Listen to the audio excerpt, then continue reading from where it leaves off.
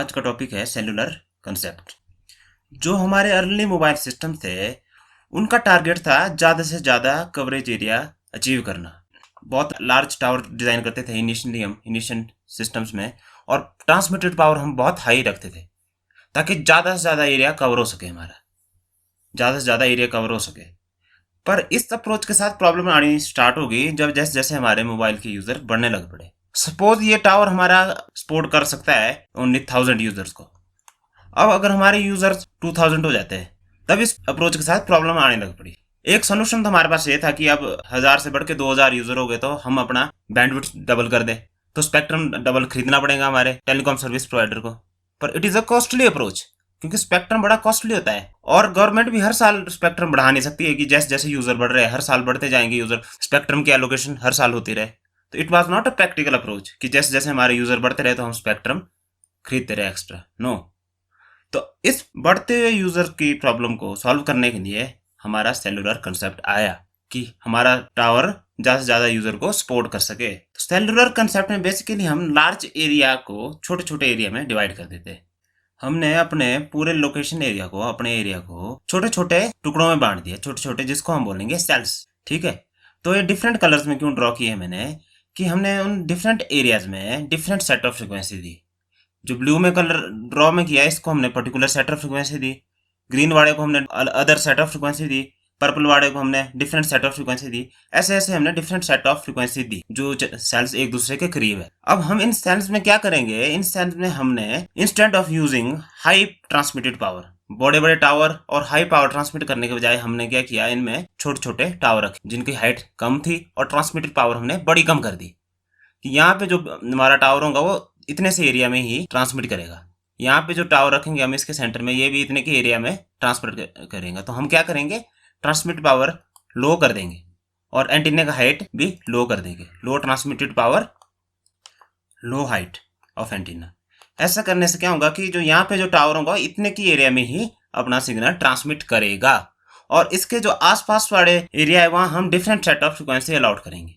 ऐसा क्यों करेंगे, ताकि इसका जो सिग्नल है इसके साथ इंटरफेयर ना करे। अगर सेम फ्रिक्वेंसी अलाउड करेंगे हम एडजेसेंट सेल्स को तो वो आपस में इंटरफेरेंस कर सकते हैं।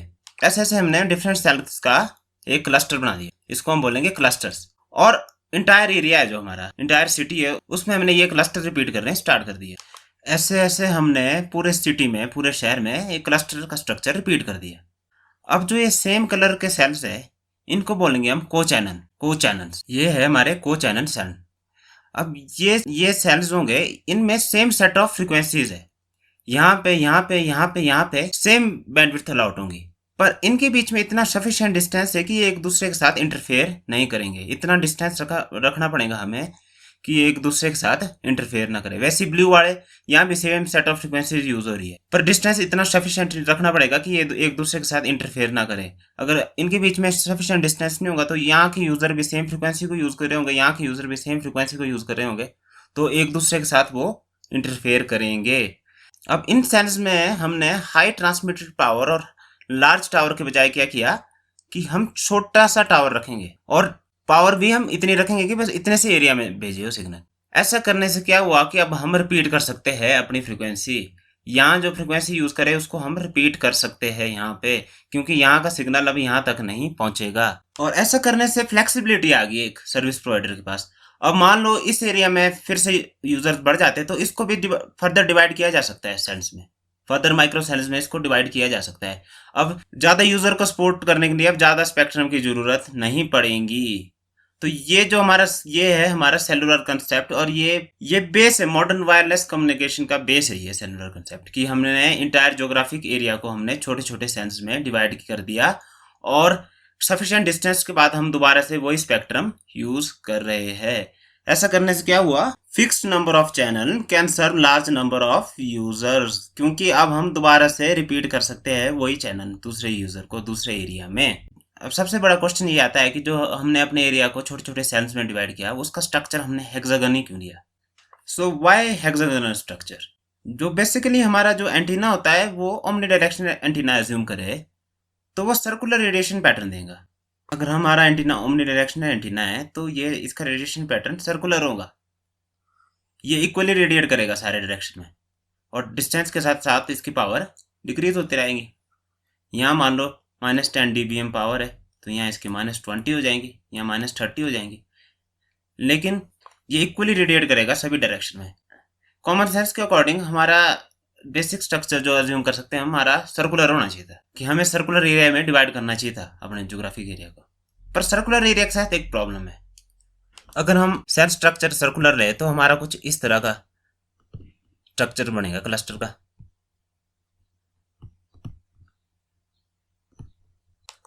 तो अगर हम अपना सेल स्ट्रक्चर सर्कुलर रहे तो हमारे कुछ एरिया ऐसे बच जाएंगे जहाँ पे कोई सिग्नल नहीं होगा। यहाँ पे हमारा एंटीना है सेंटर में, तो ये ओमनी डायरेक्शन एंटीना है, तो सारे डायरेक्शन में सेम एमिट कर रहा है, पर कुछ एरिया ऐसे बच जाएंगे हमारे जहाँ पे कोई हमारा सिग्नल नहीं होगा। This is not a practical approach.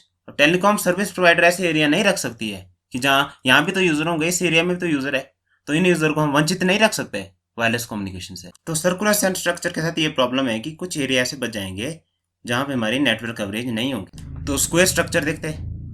तो अगर हम अपने सेल्स को स्क्वायर स्ट्रक्चर दे और हमारे ज्योग्राफिक एरिया को स्क्वायर सेल में डिवाइड करें, तो हमारा कोई एरिया नहीं बच रहा है जहाँ नेटवर्क कवरेज नहीं है, जैसे सर्कुलर सेल में बच रहा था।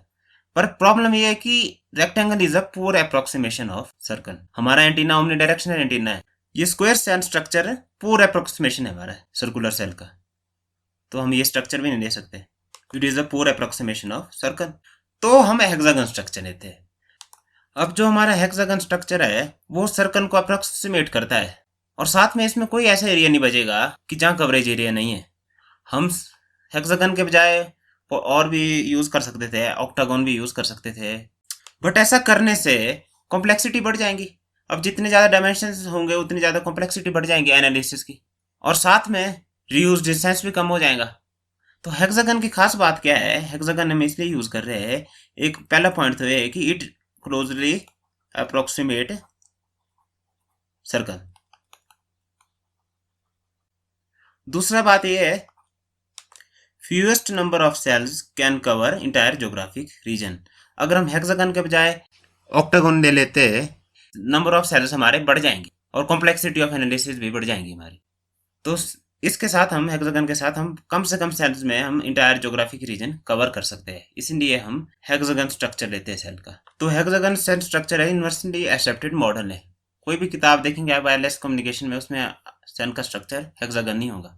ऑल्दो प्रैक्टिकली सेल्स हमारे हेक्सागोनल नहीं होते, प्रैक्टिकली ना ही हमारे सेल हेक्सागोनल होते, ना ही यूनिफॉर्म शेप के होते, सेम साइज के होते, ना ही नॉन ओवरलैपिंग होते।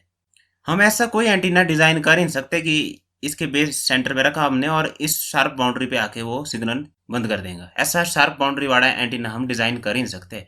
ये जस्ट एकेडमिक एनालिसिस पर्पज के लिए सिंप्लीफाइड मॉडल है। It is a simplified model, it is a simplified model for analysis purpose. इससे एनालिसिस आसान हो जाता है और हमारा मोबाइल सिस्टम डिजाइन करना आसान हो जाता है। लेकिन प्रैक्टिकली हम ऐसा एंटीना डिजाइन कर ही नहीं सकते कि इतनी शार्प बाउंड्री पे आके वो सिग्नल भेजना बंद कर दे। So practical cells are not hexagonal, और ना ही हमारे प्रैक्टिकल सेल्स, प्रैक्टिकली सिचुएशन में सेल्स हमारे सेम साइज के होते हैं। अब यहाँ की पॉपुलेशन ज्यादा है, इस एरिया की पॉपुलेशन ज्यादा है, इस एरिया की पॉपुलेशन कम है, तो इस एरिया में हमें सेल का साइज कम रखना पड़ेगा, क्योंकि यहाँ हमने ज्यादा यूजर सपोर्ट करने हैं, यहाँ कम यूजर है, तो यहाँ हम सेल का साइज ज्यादा रख सकते हैं। तो सारे सेल्स का साइज सेम नहीं होगा, it will depend upon population, कि किस एरिया की पॉपुलेशन ज्यादा है वहां हम छोटे सेल्स रखेंगे, जिस एरिया की पॉपुलेशन कम है वहां हम बड़े सेल्स रखेंगे। Practical cells are not of uniform size, their size will depend upon population density of area, population density, ठीक है। और प्रैक्टिकली जो हमारे सेल्स होंगे नॉन ओवरलैपिंग भी नहीं होंगे, ये सेल और ये सेल आपस में ओवरलैप नहीं कर रहे, कोई भी सेल यहाँ हमारे क्लस्टर्स में ओवरलैप नहीं कर रहा है, पर प्रैक्टिकली ऐसा नहीं होगा। Practical cells will not be non overlapping, हमें कुछ ना कुछ ओवरलैप रखना ही पड़ेगा सेल्स के बीच में, इस चीज को समझते हैं। ये हमारे सेल्स है जो कि बिल्कुल ओवरलैप नहीं कर रहे, और यह हमारा मोबाइल यूजर है, ये गाड़ी चला रहा है। सॉरी मेरी ड्राइविंग थोड़ी अच्छी नहीं है, पर मान लो आप ये गाड़ी है, तो ये गाड़ी चलाते चलाता यहाँ पे पहुंच जाता है बाउंड्री पे, ठीक है। अगर हम बिल्कुल भी ओवरलैप नहीं रखेंगे सेल के बीच में तो क्या होगा, उस सिचुएशन में अगर ये बाउंड्री पे पहुंचेगा, इसको जाना है यहाँ पे, तो इसको यहाँ जाने से पहले कॉल काटनी पड़ेगी पिछले बेस स्टेशन के साथ, पिछले टावर के साथ इसकी कॉल काटनी पड़ेगी, क्योंकि यहाँ पे सिग्नल की स्ट्रेंथ इतनी वीक हो चुकी है कि पिछले के साथ इसकी कॉल कट जाएंगी अगले से जुड़ने से पहले। तो ऐसी सिचुएशन में अगर नॉन ओवरलैपिंग रखेंगे हम सेल, तो make before break is not possible. Make before break is not possible. Make before break का क्या मतलब हुआ कि नए टावर से जुड़ने से पहले, नए बेस स्टेशन से जुड़ने से पहले ये पिछले के साथ कनेक्शन काट नहीं रहा है, पिछले टावर के साथ कनेक्शन काट नहीं रहा है। तो अगर हम बिल्कुल भी ओवरलैप नहीं रखेंगे तो इसको पिछले के साथ कॉल काटनी पड़ेगी, फिर ही जुड़ पाएगा। हमें कुछ ऐसा सिस्टम रखना ही पड़ेगा कि बाउंड्री एरियाज में इस कार को दो जगह का सिग्नल पहुंच रहा हो, ताकि पिछले पिछले टावर के साथ कनेक्शन काटने से पहले दूसरे के साथ कनेक्शन बना ले, ताकि हमारी मोबाइल की कॉल कटे ना। तो हमें कुछ रीजन रखना पड़ेगा ओवरलैपिंग, ताकि इस कार ड्राइवर को इतना डिस्टेंस मिल जाए पिछले के साथ कनेक्शन काटने से पहले का। इस प्रोसेस को, एक टावर से दूसरे टावर में कनेक्ट होने की प्रोसेस को बोलते हैं हम हैंड ओवर। तो अगर ओवरलैप नहीं होगा सफिशिएंट तो हैंड ओवर के लिए टाइम नहीं मिलेगा, मेक बिफोर ब्रेक पॉसिबल नहीं हो पाएगा। तो हैंड ओवर का प्रोसेस है, इस पे भी हम सेपरेट लेक्चर बनाएंगे। डिफरेंट स्ट्रेटजी होती है हमारी पास हैंड ओवर करने की, इस पे एक सेपरेट लेक्चर बनेगा कि कैसे मोबाइल यूजर हैंड ओवर करता है, क्या क्या प्रोसेस है और डिफरेंट क्या हैंड ओवर स्कीम्स है, उस पर भी हम लेक्चर बनाएंगे। तो मेन ये 3 पॉइंट जानने जरूरी है कि प्रैक्टिकली ना हम सेल्स हमारे हेक्सागोनल होते, ना ही यूनिफॉर्म साइज के होते, वो पॉपुलेशन डेंसिटी पे डिपेंड करेंगे उनका साइज, और ना ही प्रैक्टिकली सेल्स हम नॉन ओवरलैपिंग रख सकते हैं, वरना हमारी कॉल कट जाएंगी। तो आज का लेक्चर हम यहीं खत्म करते हैं। अगले लेक्चर में फर्दर कंटिन्यू करेंगे, फर्दर एनालिसिस करेंगे हम अपने सेलुलर सिस्टम का। Meet you next lecture.